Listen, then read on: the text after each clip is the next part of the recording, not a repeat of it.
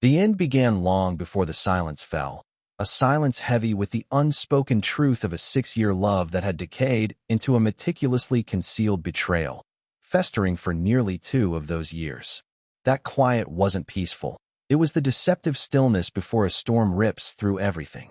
Then came the innocuous box, a casual message, a persistent itch of unease, culminating in a scream that tore through the fragile fabric of lives, leaving no one untouched, though some would bear scars far deeper than others.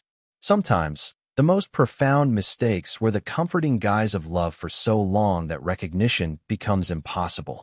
I was 19, a tender age where the future is a hazy landscape, when I met Emily.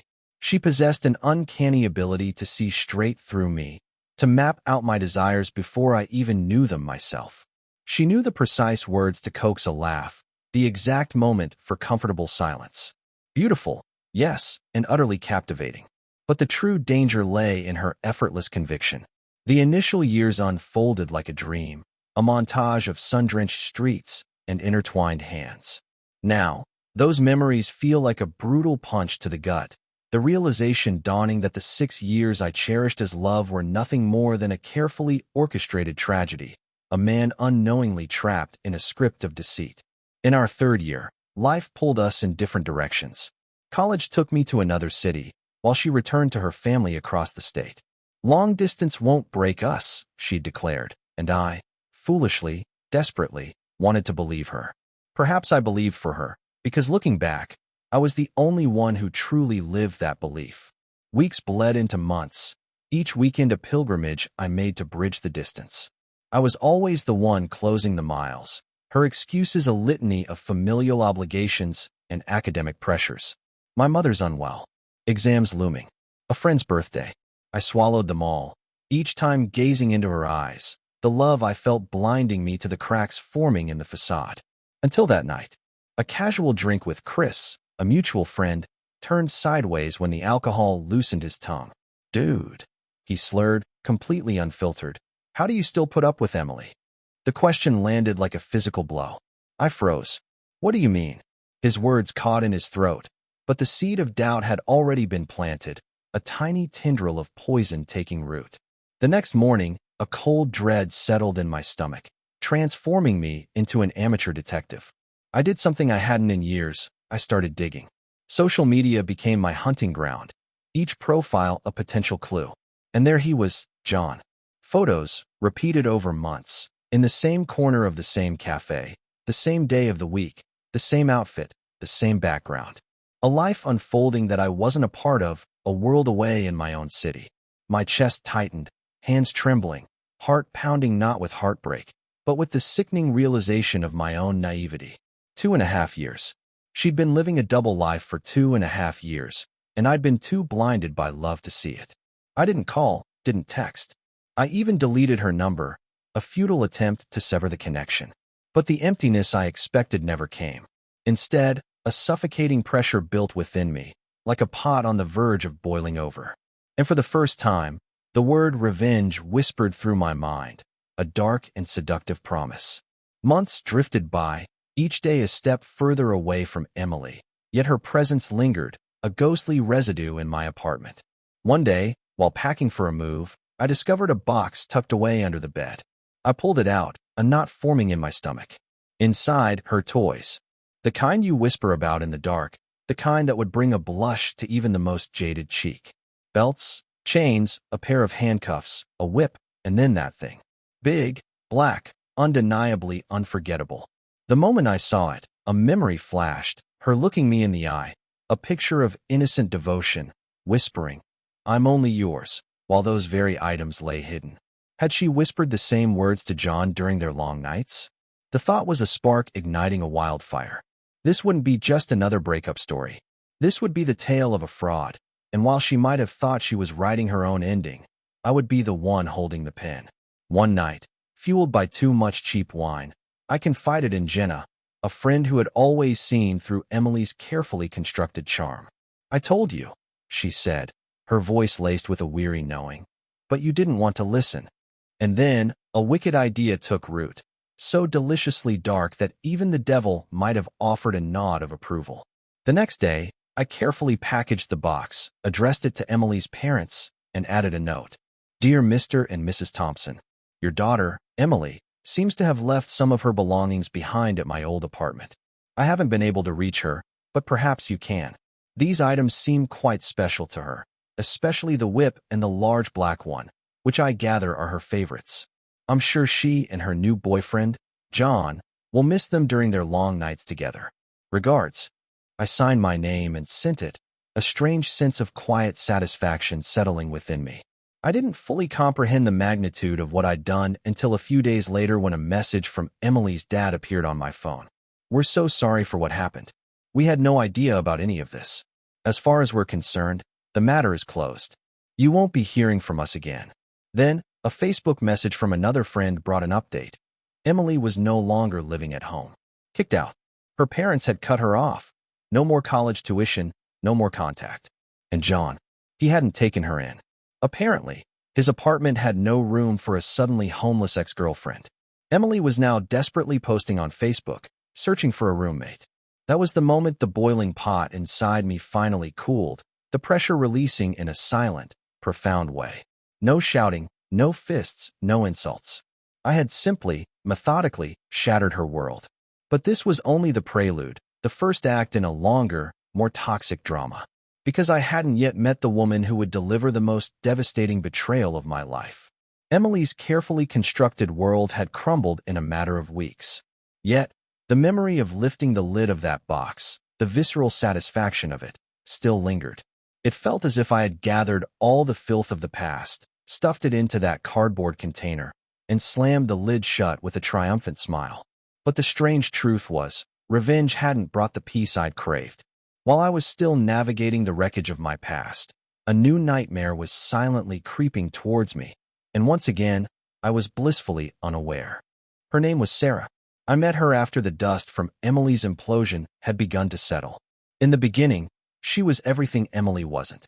Quiet, kind, understanding. Someone who actually listened, who offered solace instead of manipulation.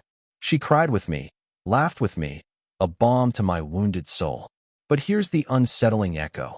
Just like Emily, she was in academia, though further along, finishing her PhD while I was still toiling through my master's. And the strangest part? The person who introduced us was a professor. I vouched for her, he'd said when we met. Sarah's an incredible woman. Turns out, the devil had vouched for her, and I, in my desperate search for connection, had unknowingly handed over another piece of my heart. We got married. A beautiful wedding, a beautiful beginning. Or so I thought. One summer, Sarah came to me, her eyes shining with excitement. I'm going to Jamaica, a volunteer program. I'll earn some money and get academic credit. I didn't hesitate. That's amazing, I said, genuinely proud. 6 weeks apart. It wouldn't be easy, but there was trust between us. Right? There was, wasn't there? 3 weeks after she left, a message from a student popped up on my screen. I need to talk to you. It's about Sarah. A chill snaked down my spine. When we met, all she said was, she's not there alone. The professor's with her. They're always together. And something's off. My facial muscles twitched. Be more specific, I urged, a knot of dread tightening in my stomach. I don't know if I should be telling you this, but they were acting like a couple. Inside me, a voice I hadn't heard in years, the voice of naive trust, echoed back. I didn't want to believe it. I waited for her to come home, greeted her with a hug, even surprised her by depositing the extra pay I'd earned from overtime into our joint account. That's how deeply I wanted to believe in the illusion. But one night, her phone lay face down on the table while she slept. My curiosity wasn't driven by "where have you been?" anymore, but a more insidious "are you still there?" There were no suspicious texts, nothing overtly incriminating. It was clean, but then I saw the voice messages. I opened one. We almost got caught. I can still smell those soft sheets from your bed all over me. His voice. The professor. The same man who had vouched for her. And Sarah's giggle, light and carefree, in her reply. They had been in our bed, on my pillow. After eating the meal I had cooked. In my bed. It felt like a physical violation, a knife twisting in my gut. But the next scene was even more gut-wrenching. Her laptop was open, Gmail still logged in. Hundreds of emails. The lube was a little low tonight, but it did the job. Being with you is 1,000 times better than being with him. And the worst one, we're still using the lube he made, by the way, but Sarah likes it a bit warmer. The lube I had made with my own hands, carefully stored. That damn lube. I stopped, ran a hand through my hair, unable to breathe. The sadness was gone, replaced by a raw, primal rage. That night, a plan began to form. I created a new batch. Same ingredients, same scent, but this time with a subtle addition, poison ivy extract. The effect would be delayed, manifesting after a couple of days as intense itching, burning, unbearable discomfort. I placed the bottle back where it belonged and waited. 2 days passed, then 3. On the morning of the 4th, a piercing scream ripped through the silence of the apartment. Sarah's voice. It shook the walls. Just like that, step 2 of the plan. I took her phone, swapped the professor's number with mine, and sent a message. Sorry, I think it flared up again. I have herpes. A minute later, the bathroom door burst open. Hair a mess, skin scratched raw, eyes bloodshot. Sarah looked straight at me, but said nothing. I just smiled, a cold, detached satisfaction blooming in my chest. I texted her as the professor. We can't keep doing this. I'm seeing someone new this semester. I'm sorry. Sarah's reply was a 4-page torrent of anger and disbelief. My final message was short. Good times. Let's keep it between us. Wouldn't want word getting out, especially about the illness. Her pride, her carefully constructed image, shattered with a single sentence. She grabbed her keys, slammed the door, and left. I knew exactly where she was going. I followed. When I arrived at the university, a small crowd had gathered outside the professor's office. Sarah was there, screaming. How could you give me herpes? You made me look stupid. The man just stood there, his face a mask of fear. I smiled slowly and walked away in silence. The professor was suspended the following week, Sarah dismissed from the program, her dissertation deleted, their lives irrevocably altered. But the story didn't end there. Revenge, I was discovering, had a disturbingly sweet taste, and my next target was a shadow from the past. This time, it wasn't just about love, it was about identity. I told myself it was over. Sarah scratching and screaming in the bathroom. The professor publicly humiliated. That's it, I thought. This chapter is closed. But life, I was learning, has a way of revisiting old wounds. Like an old file forgotten in the dusty corner of your past, a sudden gust of wind can blow it open, the forgotten pages hitting you squarely in the face. One morning, I found an envelope in the mailbox. No stamp, thick, official-looking, from an unknown source. I opened it, expecting divorce papers. But Sarah hadn't filed. In fact, we were still legally married. In this country, a divorce required a formal filing and a full year of separation. A smile played on my lips. I had seen on social media that Sarah had a new boyfriend, and they were planning a wedding in Seattle in just 1 month. That was when I heard that familiar click in my brain, another lock opening. This time, what emerged wasn't just revenge. It was cold, calculated, and legally devastating. Her new boyfriend's name was Mark. From the outside, he seemed like a decent guy, an innocent bystander in Sarah's web of lies. But the fantasy world he was living in wasn't real. Sarah had told him she had never been married. She'd told me the same thing once, and now I was husband number 1, unknowingly paving the way for him to become number 2.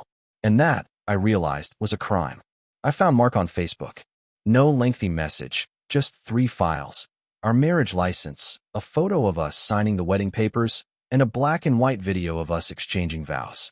Minutes ticked by before his response finally came. Why are you doing this to me? My reply was short. Because I've lived through something I wouldn't wish on you.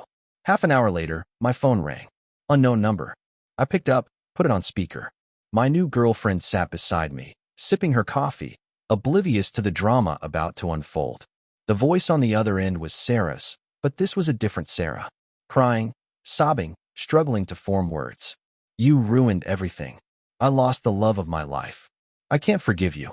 What? It was surreal, as if this wasn't the same woman who had betrayed me in our bed. Her voice shook as she continued. He kicked me out, threw my stuff into the street. Everyone's looking at me like I'm insane. My family won't talk to me. They all say I lied.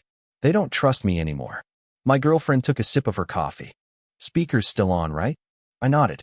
Meanwhile, Sarah screamed through the phone. This should have stayed between us. How could you do this to me? I said nothing, just ended the call and changed my number. But the story still wasn't over. This time, the direction of my revenge shifted, focusing on another figure lurking in Sarah's orbit, her sister, Jessica. On the outside, Jessica presented an angelic facade, but beneath it lay a manipulative and opportunistic nature. She constantly fought with Sarah, lived rent-free in their father's house, and collected government benefits for her disabled child. The detail that truly grated was that this child lived 200 kilometers away in another city. Jessica had rented out the government-provided care housing to her boyfriend while she enjoyed the comforts of her father's home, all while collecting benefits under a false address. Sarah hated it, but I knew she kept quiet out of necessity, bound by their shared living space. And Jessica, ever the opportunist, threatened to expose Sarah's expulsion from university if she dared to speak up. Two toxic individuals, tearing each other apart under the same roof, their animosity fueled by the promise of a shared inheritance. All I had to do was file a small report. I navigated to the local social services website, attached all the necessary documents, addresses, photos from the boyfriend's Instagram, the location of the fake care home, the real city where the child lived, details of the misused government aid. Then I waited. Within 2 weeks, a social services inspector visited the house. Jessica wasn't home, but Sarah was, and this time, she signed the official documents. The investigation deepened. Jessica's government aid was cut off, the apartment repossessed, the disability benefits redirected. Her boyfriend was evicted, and Jessica herself faced a criminal investigation. And Sarah? Now she was living with a woman who held nothing but resentment towards her. Two people existing solely to destroy each other. And every night, I sat back in silence, a quiet laugh escaping my lips. Sometimes revenge comes with a scream. Other times, it only takes a signature. But the most unexpected part of this story was that I still wasn't completely free. There was one final shadow from my past, and this time, they weren't coming for me. They were coming for my mother. I truly believed it was all over. I had stopped sifting through the ashes of my past, and finally started looking ahead. A new life, a new relationship, a stable job. The nightmares had faded, and I could wake up in the morning without that familiar clenching in my teeth. But life, I've learned, has a cruel sense of humor, often tripping you during the calmest of walks. That day, my mom called, her voice laced with an unusual hesitancy. I got a weird messenger request, she said. From who? No idea. The number's not saved, but I think you know her. Something froze inside me. What did it say? She hesitated again. It said, I was married to your son. We need to talk about his past. My blood ran cold. Mom, can you forward me the message? A minute later, it appeared on my screen. And at the bottom, a signature, Sarah. She had found my mother. Her phone number, her email address, even her birthday. There were no direct threats, but the implications were crystal clear. Do you really know who your son is? What he did in college? How he treated me? Imagine if you had adopted him and still ended up with this story. It wasn't the words she wrote that made my skin crawl. It was what she didn't have to say. Because when someone is drowning in their past, they'll claw at anyone nearby, desperate to pull them under too. My mom called again, her voice tight with concern. There's something I need to ask you, she said. Why did you really get divorced? I froze, the words catching in my throat. Mom, I finally managed. I've always trusted you. But if a woman is claiming I destroyed her life, I at least want to hear your side. That was it. The turning point. Sarah wasn't just targeting me anymore. She wanted to burn down everyone behind me. I told my mom everything. Emily, Sarah, the professor, the poisonous lube, the herpes trap. Every twisted detail spilled from my mouth. She was silent for a long moment, then said, I'm proud of you because you didn't kill anyone. You just buried them alive. And that, surprisingly, was the first thing in years that actually made me laugh. But this was just the beginning of this final, unexpected act. A few days later, an email popped up in my inbox. Subject line, URTIPOFF. Sender, a university student. The message read, Hi, I need to talk to you. I've noticed Sarah's been threatening you on social media. She also created fake accounts under your name and has been posting things. She's spreading lies about you. This could damage your reputation. I've attached screenshots. And there it was, the folder. A fake profile using my full name, posting as Sarah's ex-husband in university forums. Posts like, "Sarah is an angel. I cheated on her. Even my mom is ashamed of me. She was right. I was abusive." Every single one a lie, but so convincingly written that anyone reading them would think, what a piece of trash this guy is. My rage, which I thought had subsided, roared back to life. But this time, I was more measured. I contacted my lawyer, sent every screenshot. We started investigating Sarah's social media accounts, and that's when we discovered something else. Sarah had altered our marriage certificate. In the documents she sent to her ex-fiancé. Yes, Mark, the one who had dumped her. She had changed the date of our wedding, trying to paint me as a short-term fling, not her ex-husband. Document forgery. Enough to file a case. My lawyer said, "If you want, we can silence her, not just online, but in a courtroom." And for the first time in my life, I seriously asked myself, do I want to put someone in prison? The answer came naturally, yes. The process began. We gathered paperwork, secured a court date. Sarah received the official summons. That night, my phone rang. Unknown number. I answered. A man's voice, deep, exhausted, defeated. "Is this you?" he asked. "Who is this?" "I'm Sarah's father." My heart nearly stopped. "What do you want?" She wasn't telling the truth. I know that now. But I'm begging you. Please don't go through with the lawsuit. My daughter, she can't take it. He started crying on the phone. We trusted her. My whole family is falling apart. Jessica turned out to be guilty too. Now Sarah, please, don't bring this to court. There was a pause. Then I said, "Mr. Thompson, do you even know what your daughter did to me?" "Yes," he choked out. "And now you're not asking me for justice. You're asking me for mercy." That's true, I thought. Sometimes, mercy is the greatest betrayal. And I hung up. What happened next moved swiftly. Sarah was summoned to court. Her lawyer surrendered. She didn't go to jail, but she now had a criminal record. Her academic career was finished. Any future job applications would forever bear the mark of her past conduct. And me? That day, I had coffee with my mom. Tears in my eyes, a genuine smile on my face. "I'm free now," I said. But even freedom, I was about to learn, can sometimes arrive too late. Because life, it saves its final, devastating punch for the quietest moment. One day, I found another envelope in my mailbox. Life, I was discovering, is sometimes like a boomerang. No matter how far you throw it, no matter how certain you are that it's gone, one day it comes hurtling back from the place you least expect, at the time you're least prepared. That morning had started like any other. Sipping coffee, checking work emails. Things were good with my new relationship. Nearly a year of peace. I had finally learned how to leave the past in the past. Until that plain white envelope landed in my mailbox. No return address, no sender. But inside was something that would shatter the fragile peace I had built. Something that would change my life forever. I opened it. The first line read, "Something that doesn't belong to you is asking for a life from you." Beneath it, a photo. A baby, wrapped in a soft blanket, clutching a teddy bear. And a DNA test result. 99.97% match. Father me. My vision swam, the air thick in my lungs. My name was printed in bold letters across the page. A small note was attached. "I gave birth. But because of you, we were left alone. Now it's your turn." No signature, just 2 letters. S. My heart hammered against my ribs, a frantic drumbeat of disbelief and rising panic. Voices screamed in my head. Did Sarah do this? Is this a trap? Some kind of cruel joke? Is that really my child? But the real shock lay in the second photo, tucked beneath the first. A man holding the same baby. But the man, he looked like me. My first thought was that it was me, a photo I didn't remember taking. But a closer look revealed subtle differences. Yet, the resemblance was uncanny, frightening. The nose, the jawline, the shape of the eyes. Like a twin. But I was an only child. At least, that's what I had always believed. Just then, a notification popped up on my phone. An email. Subject, "Your past is darker than you know, and now it's time to pay for it." There was an attachment, a PDF file titled 1989 Illinois State Adoption File. I froze, my blood turning to ice. My name was there, Evan Ray Dawson.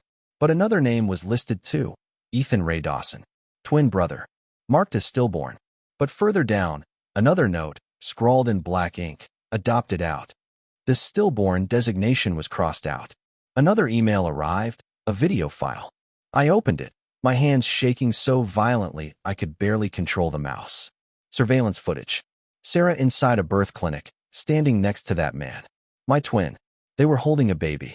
I was shaking, not just physically, but deep within my soul. Everything I had been through, every betrayal, every act of revenge, suddenly felt meaningless, insignificant. Because now, my enemy wasn't just an ex-lover or a manipulative professor.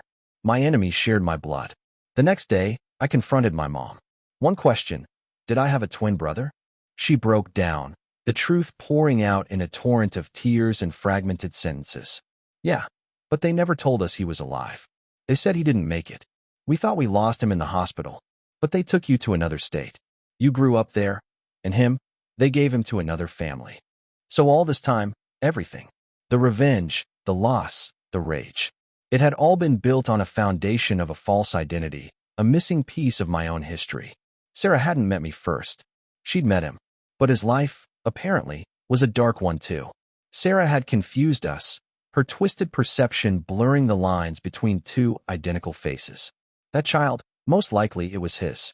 But the most shocking part was yet to come. The next morning, another envelope in my mailbox. Inside, just a USB drive and a note. If you really want to know who your life belongs to, watch. I plugged it into my computer, my heart pounding with a dread I had never known before. The video played. Sarah, standing next to him, my twin. They looked at each other, a silent understanding passing between them. Then, Sarah turned to the camera, a chilling smile playing on her lips.